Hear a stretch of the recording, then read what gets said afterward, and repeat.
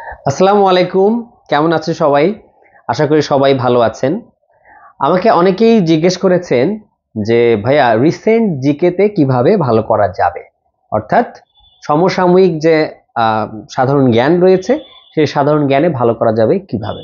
So আজকে আমি recent জিকেতে ভালো করার যে কৌশলগুলো আমি আমার চাকরির প্রস্তুতির সময় নিয়েছিলাম, সেইগুলোই আজকে শেয়ার করব। আপনারা পুরো ভিডিওটাই ভালো করে মনোযোগের সঙ্গে দেখবেন। সো ব্যাপারটা হলো জিকে দুই প্রকার, মানে সাধারণ জ্ঞান। একটা হলো ফিক্সড জিকে, যেগুলো ইতিহাসে অতীতে হয়ে গেছে, যেগুলো আর পরিবর্তিত হবে না সেগুলো। আর আরেকটি হলো সমসাময়িক প্রেক্ষাপটে যেগুলো বারবার পরিবর্তিত হচ্ছে, মানে রিসেন্টলি যেগুলো ঘটনা ঘটছে। তো ইন্টারন্যাশনাল এবং আন্তর্জাতিক, ইন্টারন্যাশনাল এবং বাংলাদেশ বিষয়াবলী, এই দুই ক্ষেত্রেই আপনার রিসেন্ট জিকে থেকে প্রশ্ন এসে থাকে, বিসিএস প্রিলিমিনারি সহ অন্যান্য সব চাকরির পরীক্ষায়। তো এই ক্ষেত্রে ভালো করতে গেলে আমি কয়েকটা স্টেজ বলছি, কয়েকটা স্টেপ বলছি, সেগুলো আপনারা একটু ভালো করে মাথায় রাখবেন। ফার্স্ট, আপনাকে নিয়মিত পত্রিকা পড়তে হবে। নিয়মিত পত্রিকার কোন কোন পাতাগুলো পড়বেন সেটাও গুরুত্বপূর্ণ।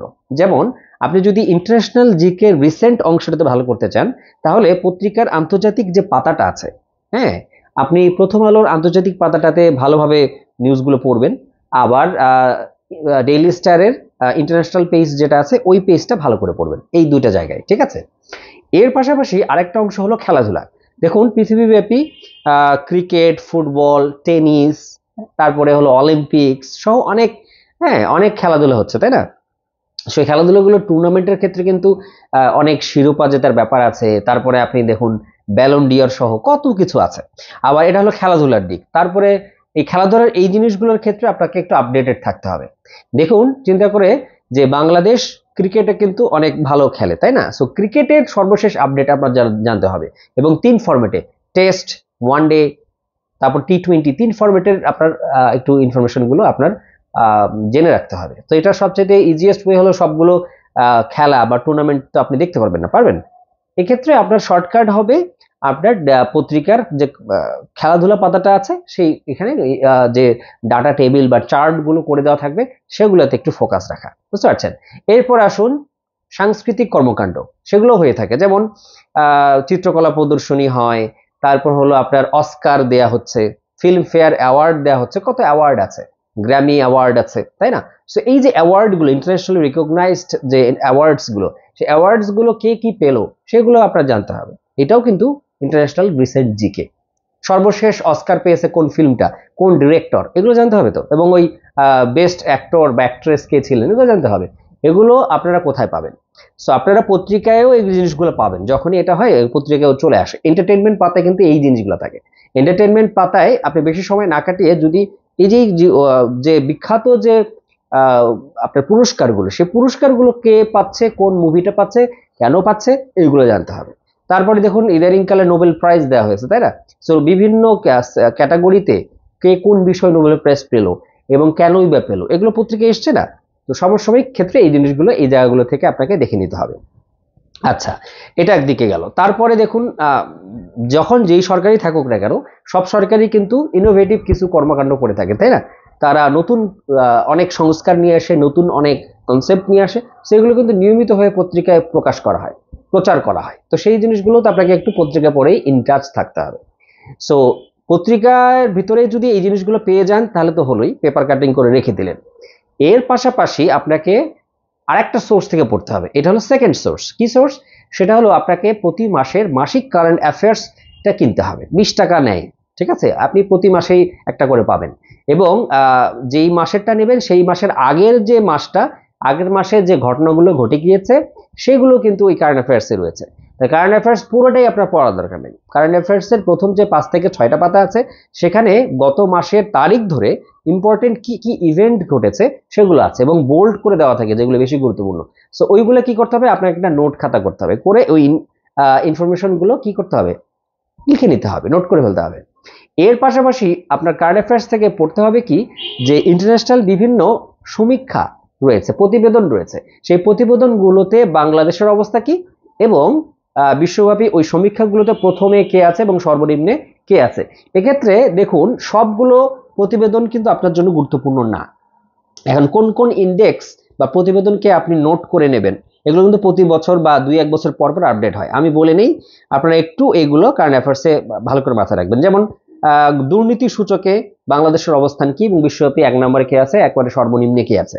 তারপর হলো বৈশ্বিক সন্ত্রাস, অস্ত্র আমদানি, তারপর জলবায়ু ঝুঁকি, ই-কমার্স, সাইবার নিরাপত্তা সূচক, গণতন্ত্র সূচক, অর্থনৈতিক স্বাধীনতা সূচক, তারপর হলো সহজে ব্যবসা করার তালিকা বা সূচক, তারপর প্রবাসী আয়, অভিবাসী পাঠানো, জাহাজ ভাঙা শিল্প, তারপর বৈশ্বিক খাদ্য নিরাপত্তা সূচক, বৈশ্বিক টেকসই খাদ্য সূচক, তারপরে হলো হেনলি পাসপোর্ট সূচক, বৈশ্বিক শান্তি সূচক, সুখী দেশের তালিকার সূচক, পোশাক শিল্পের রপ্তানিতে অবস্থান, বস্ত্র আমদানিতে অবস্থান, তারপর হলো স্বাদু পানির মৎস্য উৎপাদনে বাংলাদেশের অবস্থান কি, আমদানি রপ্তানিতে বাংলাদেশের অবস্থান কি, তারপর মিলিটারি স্ট্রেংথ বা সামরিক সক্ষমতার দিক থেকে আমাদের অবস্থান কি, তারপর বাংলা ভাষা ব্যবহারকারীর দিক থেকে কত নম্বরে আছে, আবার মাতৃভাষা হিসেবে বাংলা ভাষাকে ব্যবহার করছেন বা কথা বলছেন এরকম বাংলা ভাষার ভাষীদের অবস্থান কত নম্বরে, তারপর বৈশ্বিক জ্ঞান সূচকে বাংলাদেশের অবস্থান কত নম্বরে, আবার সবচেয়ে গুরুত্বপূর্ণ যে জেন্ডার গ্যাপ,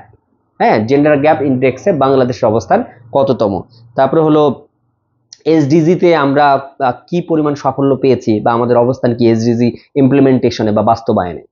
এই যে ইন্ডেক্সগুলোর কথা বললাম, তারপর ফ্রিল্যান্সারের সংখ্যায় বা আইটি সূচকে আমরা কোন অবস্থানে আছি। সো এই হলো ইন্ডেক্সগুলো, যে ইন্ডেক্সগুলো খুব গুরুত্বপূর্ণ এবং বিগত চাকরির পরীক্ষায় এই ইন্ডেক্স থেকে বেশি প্রশ্ন এসছে। সো এই যে ইন্ডেক্সগুলো বললাম, এগুলো দেখা যাবে যে 15 থেকে 20টা ইন্ডেক্স হতে পারে সর্বোচ্চ। সো কারেন্ট অ্যাফেয়ার্স থেকে আপনি কি করবেন, সর্বশেষ ইন্ডেক্স যেটা, সেটার যে বাংলাদেশের অবস্থান কততম সেটা আপনি জেনে নিলেন। আরেকটা বিষয় সেটা হলো এইচডিআই, হিউম্যান ডেভেলপমেন্ট ইন্ডেক্স, এখানে আমাদের অবস্থানটা সর্বশেষ কত, ঠিক আছে, এটা একটু জানতে হবে। সো কারেন্ট অ্যাফেয়ার্স থেকে আপনি এই জিনিসগুলো পাবেন। ওকে, এর পাশাপাশি আপনাকে দেখতে হবে যে নতুন মুখ, অর্থাৎ সরকারের গুরুত্বপূর্ণ পদে কিন্তু অনেককেই নিয়োগ দেওয়া হয়েছে, বিশেষ করে এখন বর্তমান সরকারের উপদেষ্টা, তাছাড়াও অনেকগুলো কমিশন কিন্তু তৈরি করা হচ্ছে, তাই না? সো এই কমিশনগুলোতে কাদের নিয়োগ দেওয়া হলো তাদের সম্পর্কে জানবেন। আচ্ছা, এটার পাশাপাশি পদক, বাংলাদেশের সর্বোচ্চ বেসামরিক পদক হলো স্বাধীনতা পদক। স্বাধীনতা পদক, তারপর 21শে পদক, ঠিক আছে, বাংলা একাডেমি পদক, এগুলো সর্বশেষ কাকে দেওয়া হয়েছে সেই লিস্টগুলো একটু কারেন্ট অ্যাফেয়ার্স থেকে দেখে নেবেন।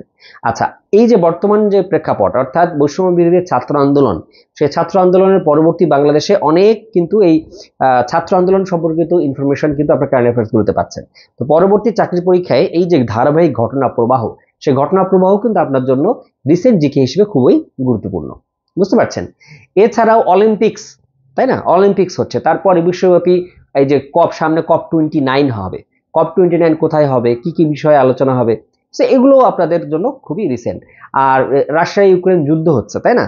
সো রাশিয়া ইউক্রেন যুদ্ধ, এদিকে ইসরায়েল প্যালেস্টাইন যে কনফ্লিক্ট, এদিকে লেবাননের সাথে ইসরায়েলের কনফ্লিক্ট, সো এই যে কনফ্লিক্ট গুলো নিয়ে কিন্তু কারেন্ট অ্যাফেয়ার্সে দেখবেন যে সুন্দর সুন্দর ফিচার লিখে 2-1 পৃষ্ঠা টিকা আছে।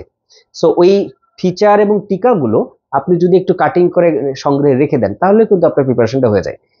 আর কারেন্ট অ্যাফেয়ার্সে আরেকটা জিনিস আপনাকে খুব বেশি সাহায্য সহযোগিতা করবে, সেটা হলো রিসেন্টলি কোনো সরকারি চাকরির পরীক্ষা হয়ে থাকলে ওইটারও কিন্তু কি থাকবে, প্রশ্নগুলো এবং প্রশ্ন সলিউশন দেওয়া থাকে। সো ওইখানেও কিন্তু আপনি রিসেন্টলি আসা এমসিকিউ গুলো মার্ক আউট করে বের করে নিতে পারেন। সো এইভাবেই, অর্থাৎ আপনার পত্রিকা এবং কারেন্ট অ্যাফেয়ার্স পড়লেই আপনার রিসেন্ট দিকে আপডেট হবে। এর পাশাপাশি এই যে জিনিসগুলো বললাম, এই জিনিসগুলো ইন্ডেক্সগুলো যদি আপনি কারেন্ট অ্যাফেয়ার্সে নাও পান, একটু গুগল সার্চ করেন, তাহলে কিন্তু সর্বশেষ আপডেটেডটা আপনি পেয়ে যাবেন, বুঝতে পারছেন? এই জিনিসগুলো করে একটা নোট খাতা করুন, যে নোট খাতায় পত্রিকা, কারেন্ট অ্যাফেয়ার্স আর গুগল সার্চ, এই তিনটা মিলে একটা রিসেন্ট জিকে নোট খাতা হবে। আর এই যে ইন্ডেক্সগুলো বলছি, একবার লিখে ফেলেন, পরের বছর যখন আবার ওটার একটা রিভাইজড ভার্সন আসবে, মানে পরের বছর নতুন একটা ইন্ডেক্স নতুনভাবে প্রকাশিত হবে, কি করবেন, ওই জায়গাটায় আপনার কারেকশন পেন, সাদা কালারের কারেকশন পেন পাওয়া যায়, ওই কারেকশন পেন দিয়ে ওই জায়গাটা কি করবেন, বাংলাদেশের অবস্থান ধরে নেই যে 25তম ছিল, সেটা এখন হয়ে গেছে 24তম, তাহলে ওই জায়গায় কারেকশন করে 24 করে দিলেন, তাহলে আপনাকে বারবার লিখতে হবে না, ওই জিনিসটা আপডেট করে নিলেই আপনার হয়ে যাবে। সো রিসেন্ট জিকে ভালো করার ওয়ে হলো এই তিনটা জিনিস একসঙ্গেই করা। সো আপনারা ভালো থাকবেন, আর বেশি বেশি লাইক, কমেন্ট, সাবস্ক্রাইব করতে ভুলবেন না, কারণ আমি চাচ্ছি এই ভিডিওগুলো ছড়িয়ে পড়ুক, প্রত্যন্ত অঞ্চলে যারা আমার মতো নিজে নিজেই পড়তে আগ্রহী, তারা যাতে করে তাদের এফেক্টিভ প্রস্তুতিটা নিয়ে তাদের লক্ষ্যে পৌঁছাতে পারে। আর আপনারা নতুন কোনো বিষয়ে জানতে চাইলে, যে কোনো বিষয়ে আপনারা কমেন্ট করুন, কমেন্ট বক্সে, আর আমার জন্য দোয়া করবেন। পরবর্তীতে আপনাদের সঙ্গে দেখা হবে অন্য কোনো বিষয়, অন্য কোনো এপিসোডে, অন্য কোনো বিষয় নিয়ে। ভালো থাকবেন আপনারা। আসসালামু আলাইকুম।